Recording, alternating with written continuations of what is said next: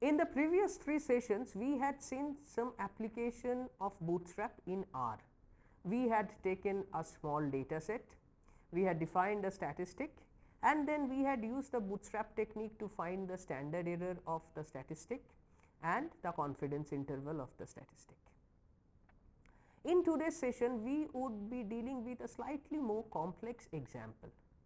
We would be dealing how to apply bootstrap in context to analysis of variance problem.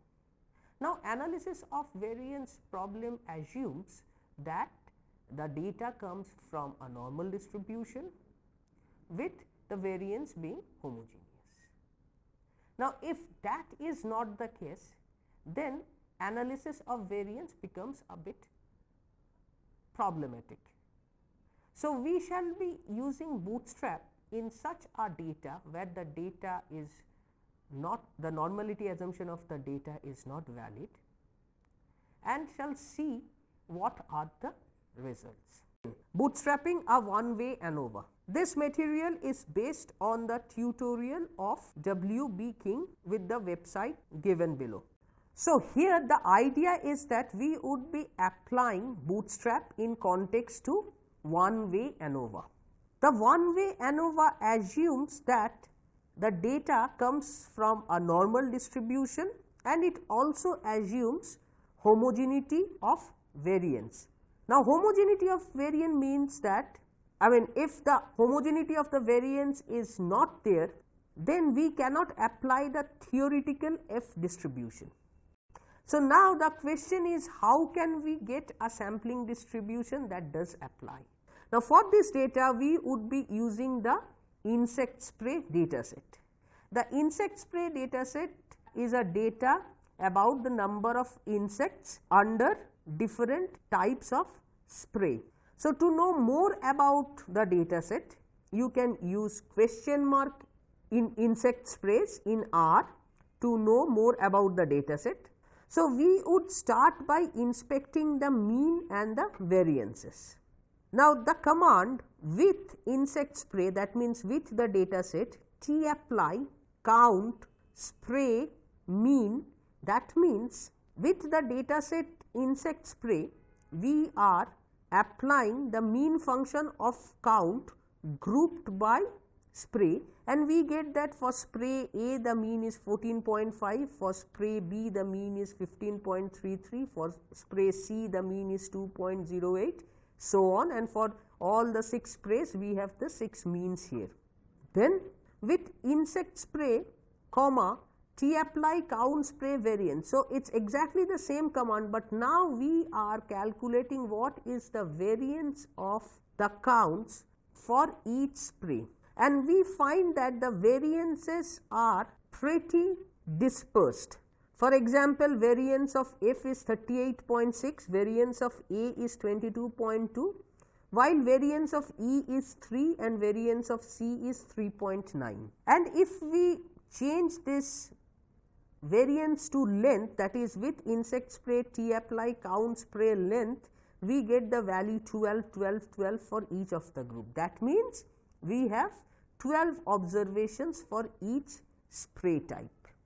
Now, if we run an analysis of variance using the command AOV, that is AOV count explained by spray data equal to insect spray, and take a summary of it, we get the F value to be 34.702 and it comes out to be significant. So, the effect of spray comes out to be significant. But the question is that here we have issues about the homogeneity of variance.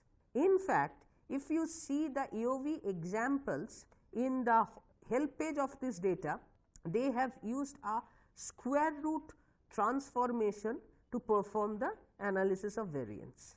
So, to improve on our analysis of variance, let us first assume that the pool variance of 15.38, which comes from the analysis of variance of the entire data, is applicable to all groups, and let us see what is the F distribution that we get. Now, to do that, what we are using?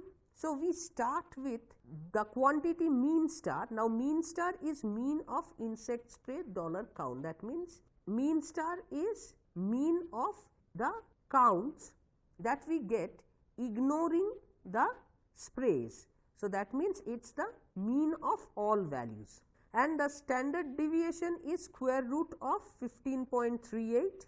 Now, what do we do? For each of the group, that is group A to group F, we take a random sample of size 12, because for each of the groups we have 12 observations from a normal distribution, mean having the overall mean, and SD is the pooled SD, which is square root of 15.38, and we do this 10,000 times. So, here we replicate this analysis 10,000 times. So, we set R is equal to 10,000, and for I in 1 to R we perform the calculation, that is we obtain 12 observations from our normal distribution, 12 random observations from a normal distribution with mean is equal to mean star and SD equal to SD star, where mean star is the grouped mean or the pooled mean and SD star is the pooled standard deviation,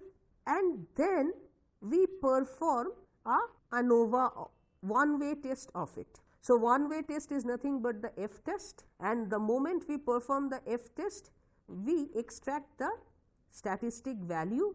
So, we say one way dot test is sim count $sim spray, where sim count and sim spray are the total data kept in a data frame called sim data. Variance of equal to true $statistic, that means we are storing the statistic, and we have defined quantity F star is numeric R. So, that is numeric null vector that we have created, and the ith element is the statistic value for the ith data set, the F statistic value for the ith data set.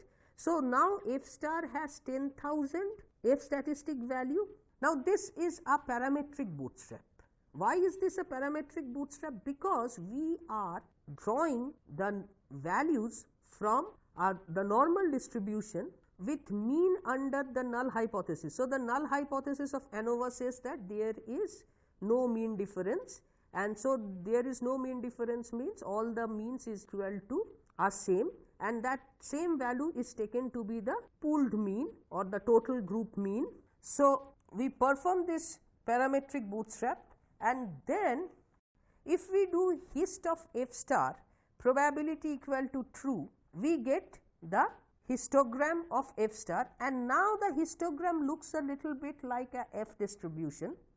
So, we can have points on it. So, we can take a sequence, we can start from 0.25 to and with an increment of 0.5, and then we can draw the points x, y is dfx. So, and if you see the F distribution here should follow degrees of freedom 5 and 66. So, dfx 5 and 66. And so, the moment we do this, we have now plotted the F566 distribution superimposed on our histogram, and it shows that the fit is more or less okay. Now, how to improve on this? Now, to improve on this, we would use the insect spray data to get the F star distribution. In what way? We will center all groups of the same mean on the same mean, that is we would center all groups on 0 mean, but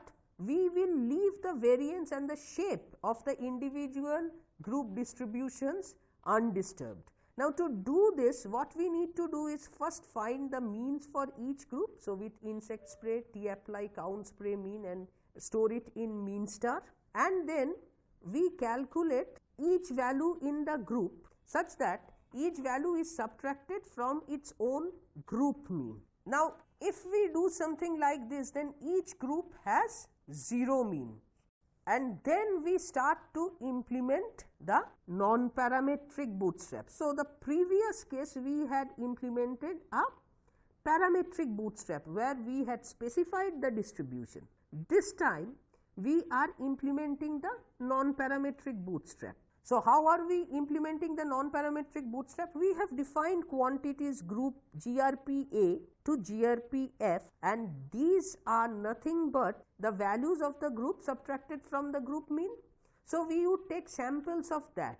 of size 12 with replacement, and this we would do 10,000 times. So, that would create 10,000 data sets. On those 10,000 data sets, we would once again run the F test and take the statistic.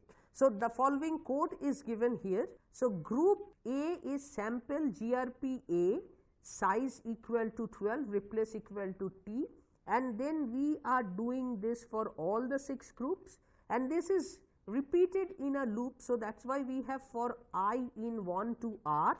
Then we create a small data set which is sim data, data.frame, sim count, sim spray, and we use the same command as we had used previously and extract the statistic and store it in F star.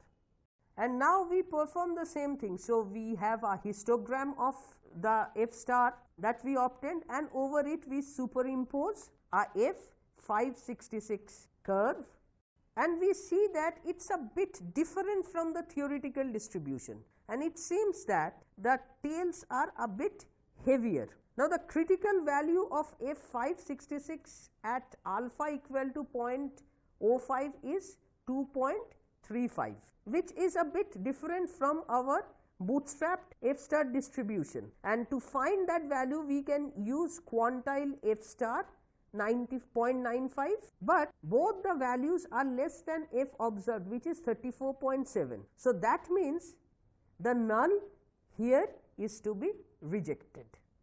So, in today's session we have seen how we can use bootstrap in context to analysis of variance problem when the assumptions of normality and homogeneity of variance is not met. Because what happens is, if the assumptions are not met, then the test statistic really does not follow the F distribution, and we can find out what is the distribution using the bootstrap technique. In our next class, we would go one step forward and see how we can apply bootstrap in context to linear models.